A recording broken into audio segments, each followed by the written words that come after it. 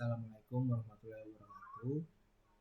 Perkenalkan, nama saya Muhammad Darwin Yunus dengan NIM 2024 02 Di sini saya akan menjelaskan bagaimanakah nasib sistem pendidikan Indonesia. Sebenarnya Indonesia bukanlah negara yang kekurangan motivasi untuk belajar, mulai dari pahlawan bangsa yang berasal dari Sabang hingga Merauke. Semuanya memiliki semangat tinggi dalam meraih dan mengayam pendidikan setinggi-tingginya. Banyak kata mutiara tentang pendidikan. Contohnya adalah tujuan pendidikan itu untuk mempertajam kecerdasan, memperkokoh kemauan, serta memperhalus perasaan dari Tan Malaka.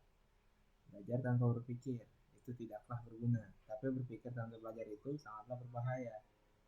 Dari Bung Karno, presiden pertama kita, hingga Tut Wuri Handayani, Ki Hajar Dewantara yang kita sampai hafal pun tertulis pada buku-buku sejarah kita.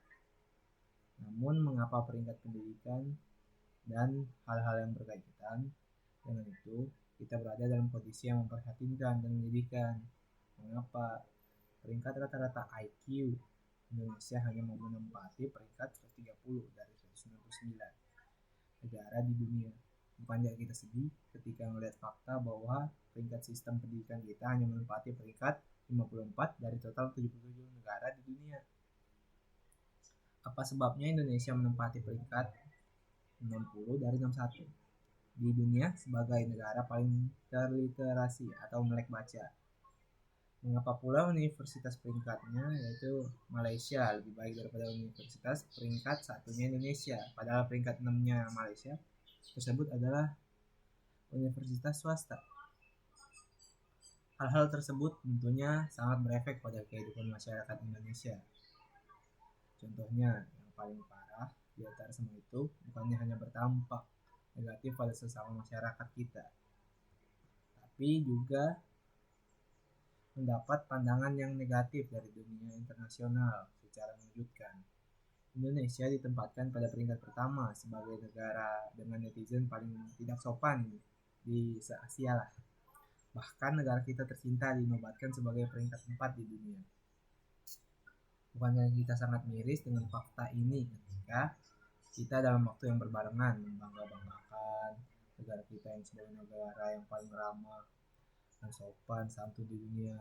Hal menyedihkan tersebut terjadi karena netizen lokal kita sangat mudah terbakar emosi, terpancing berita bohong dan misinformasi dan tidak atau bohong dan belum mengerti bagaimana adab dalam berkomunikasi secara maya bagaimana adab dalam berkomunikasi secara maya. Dapat kita setujui penyebabnya adalah tidak lain dan tidak bukan di pakar pendidikan.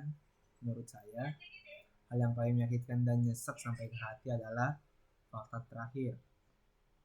Fakta di mana kita dikejutkan oleh kenyataan betapa sudah berkembangnya dan bertumbuhnya pendidikan negara tetangga kita yaitu Malaysia. Bukankah itu kaget saat kita bernostalgia 40-50 tahun yang lalu?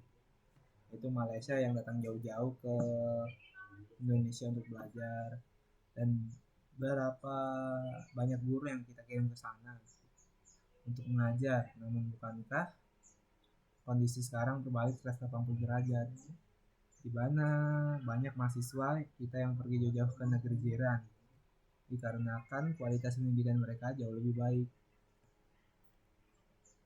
Dalam beberapa sumber yang saya temui, hal-hal tersebut terjadi karena beberapa hal.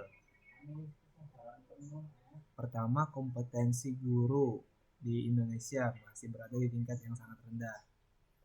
Padahal kualitas murid atau siswa yang belajar dari pendidikan di Indonesia nyatanya dipengaruhi oleh tenaga pengajar yang kompeten.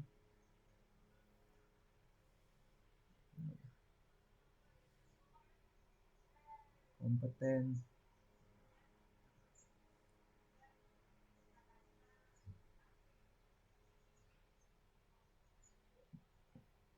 lagi permasalahan tidak kalah penting dari tenaga pengajar di Indonesia adalah permasalahan mengenai guru honorer yang terkadang mendapat perhatian dan apresiasi kurang layak. Bahkan hanya dari segi materi, melainkan juga apresiasi moral yang belakangan ini tidak dimungkirilah kerap menimbulkan permasalahan yang serius. Kedua inilah yang sangat ingin saya tekankan kepada para pembaca, yaitu mulai dari membelenggunya kurikulum, mulai dari sekolah dasar hingga perguruan tinggi. Hal tersebut tentunya mengurangi atau membunuh kreativitas siswa dan juga mahasiswa. Di samping itu, setiap orang memiliki talenta dan minat yang berbeda-beda, sehingga tidaklah adil apabila semuanya harus dipukul rata dengan sistem yang sama. Memang jika harus ditelisik lebih dalam lagi, permasalahannya yaitu sangat kompleks. Ini membutuhkan solusi yang sangat kompleks pula, sehingga saya sebagai penulis atau pembaca merasa bahwa memberi informasi terkait fakta lapangan tentang pendidikan sudahlah cukup. Saya berharap kita semua dapat mengerti kondisi pendidikan di negeri ini, tercinta kita ini, sehingga kita dapat lebih berintrospeksi lah, sembari melakukan yang lebih baik untuk pendidikan kita, khususnya kepada anak kita yang masih mengenyam pendidikan formal ataupun kita yang sedang melakukan studi lanjut. Mungkin ada juga hal-hal yang menjadi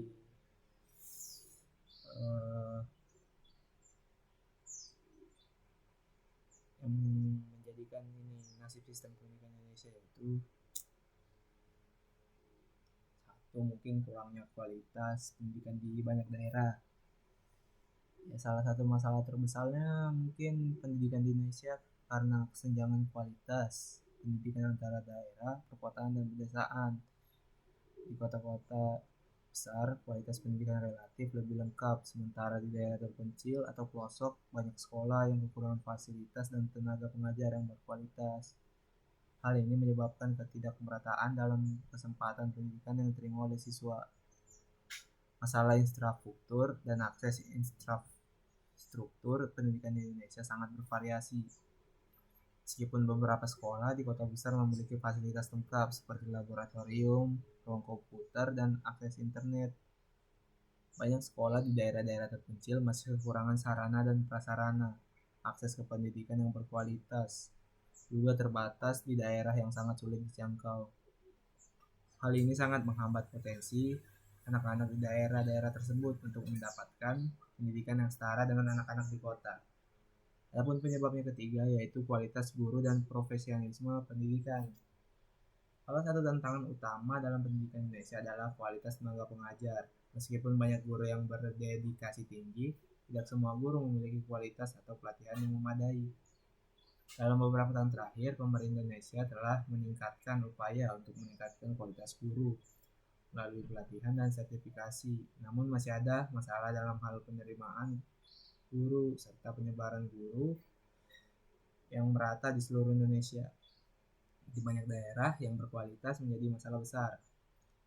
Kurangnya relevansi kurikulum dengan dunia kerja. Salah satu kritik utama terhadap sistem pendidikan Indonesia adalah kurikulum yang dianggap tidak relevan dengan kebutuhan dunia kerja. Banyak yang lulusan pendidikan di Indonesia yang merasa kesulitan mendapatkan pekerjaan karena keterampilan yang diajarkan di sekolah tidak sesuai dengan tuntutan industri. Hal ini menjadi tantangan besar untuk menyesuaikan pendidikan dengan perkembangan teknologi dan kebutuhan pasar tenaga kerja. Kesulitan dalam pembelajaran berbasis teknologi. Meski ada upaya untuk mengintegrasikan teknologi dalam pendidikan melalui program seperti sekolah digital, pembelajaran daring, dan selama pandemi COVID-19 kemarin, banyak sekolah di Indonesia yang belum siap mengadopsi teknologi secara efektif.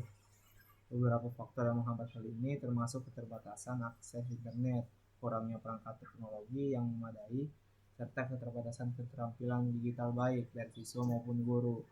Meskipun teknologi ini bisa meningkatkan kualitas pembelajaran, ketimpangan dalam hal akses dan keterampilan digital memperburuk pertimbangan pendidikan di Indonesia. Terima kasih.